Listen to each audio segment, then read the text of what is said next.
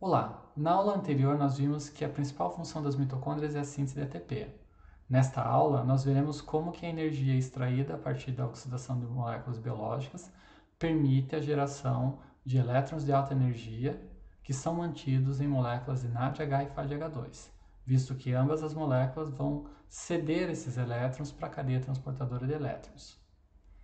Para iniciarmos, olhem esses dois processos, o processo de combustão e o processo de oxidação biológica. Ambos os processos dependem de reações entre hidrogênio e oxigênio, gerando água. Contudo, existe uma diferença muito importante nos dois processos. Enquanto que na combustão a reação entre o hidrogênio e o oxigênio ocorre numa única etapa, de modo que a maior parte da energia é liberada na forma de calor e luz, na oxidação biológica, elétrons e prótons são extraídos desse hidrogênio e a energia desses elétrons ela é extraída em várias etapas.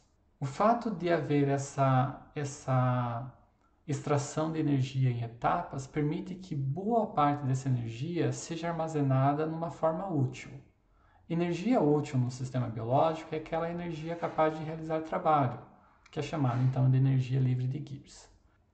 Diferentes tipos de moléculas podem ser oxidadas. Então a célula pode utilizar aminoácidos, pode usar carboidratos, pode usar lipídios. No caso dos carboidratos, em particular no caso da glucose e frutose, esses carboidratos são oxidados a partir de um processo chamado de glicólise, que ocorre no citosol da célula.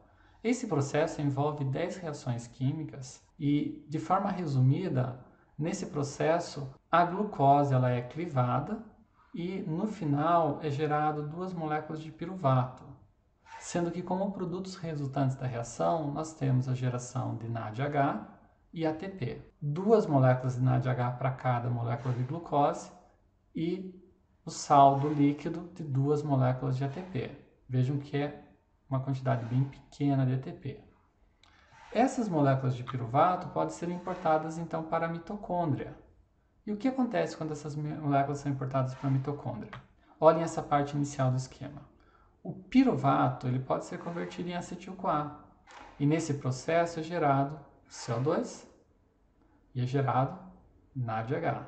Então, piruvato convertido em acetil-CoA. E o que acontece com o acetil-CoA? O acetil-CoA vai entrar no ciclo dos ácidos tricarboxílicos, o ciclo do ácido cítrico. Nesse ciclo, no ciclo do ácido cítrico que está representado aqui, o que vai acontecer? O acetil-CoA, que apresenta 2 carbonos, vai reagir com o oxalacetato, que tem 4 carbonos, formando uma molécula de citrato, que apresenta 6 carbonos. Esse citrato, então, vai dar origem a outro composto e vão acontecer várias reações. No final do ciclo, para fechar o ciclo, é gerado molécula de oxalacetato, com 4 carbonos. Ou seja, esse citrato que tem 6 carbonos, para originar no final uma molécula com 4 carbonos, ele precisa perder 2 carbonos. E como que ele libera esses carbonos? Na forma de CO2. E como que a energia é extraída nesse sistema? Aqui, ó. Quando vão acontecendo essas várias reações, em algumas dessas reações, o NAD+, ele é reduzido em NADH. E para ver essa redução é necessário que ele receba um elétron e um próton. O elétron que ele recebe é um elétron de alta energia. E vejam que ao longo do ciclo são geradas várias moléculas de NADH. Então, como resumo importante aqui do ciclo do ácido cítrico para a gente? São geradas moléculas de NADH, são liberadas moléculas de CO2, então durante a respiração celular o CO2 é liberado no ciclo do ácido cítrico e na conversão do piruvato em acetil-CoA, está aqui. E são geradas também moléculas de GTP, que podem ser convertidas em ATP, então moléculas também que carregam energia na forma de ligação química, e também aqui na conversão do succinato em fumarato pode ser gerado moléculas de FADH2. Então isso que interessa para a gente do ciclo do ácido cítrico. Além de carboidratos, lipídios também podem ser oxidados. E nesse caso ocorre o processo chamado de beta-oxidação de ácidos graxos. Os ácidos graxos que compõem os lipídios são inicialmente ativados, reagem com a coenzima A, formando uma fatty acil-CoA. E nesse ácido graxo, se vocês olharem aqui os carbonos, esse é o carbono alfa e esse é o carbono beta. O que acontece com esse ácido graxo? Ele entra no ciclo, inicialmente, nesse processo gera-se uma molécula de FADH2 para a formação dessa ligação dupla aqui.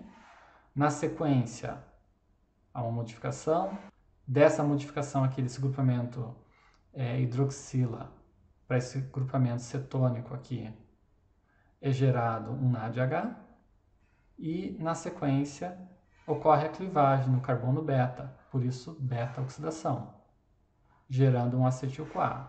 E esse restante do ácido graxo aqui reage com a coenzima A, formando um fatty acil-CoA com 2 carbonos a menos.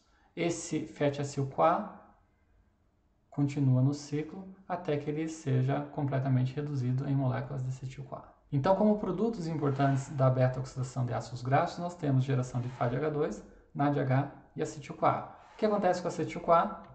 Acetil-CoA está aqui, entra no ciclo do ácido cítrico. Então, de forma geral, nós vimos que, além da geração de ATP durante a glicólise, GTP durante o ciclo do ácido cítrico, é gerada uma grande quantidade de moléculas de NADH e FADH2. Então, NADH é gerado durante a glicólise, é gerado durante a conversão do piruvato em acetil-CoA, é gerado durante a beta-oxidação dos ácidos graxos. O FADH2 é gerado durante a beta-oxidação de ácidos graxos e também durante o ciclo do citrato. O que acontece com o NADH e o FADH2? O NADH, ele carrega elétrons de alta energia, assim como o FADH2. E ambas as moléculas, ao serem oxidadas, liberam esses elétrons de forma separada nos prótons. Os elétrons são transferidos para a cadeia transportadora de elétrons, que está aqui, ó, no esquema. No caso do NADH, ele cede esses elétrons para o complexo 1. Esse succinato, ao ser convertido em fumarato, ele leva à redução de uma molécula de FAD que está no complexo 2, no complexo da succinato desidrogenase. Então, os elétrons são transferidos para o complexo 2 da cadeia transportadora. E esses elétrons, então, vão seguir ao longo das cadeias transportadoras de elétrons, até que, ao final, eles combinam com oxigênio formando água. Tá? Isso nós vamos ver na próxima aula. Então, como pontos principais, nós temos que a extração de energia nos sistemas biológicos, durante a oxidação de moléculas orgânicas, ocorre em várias etapas, o que permite uma menor dissipação na forma de calor e um maior armazenamento na forma de energia livre.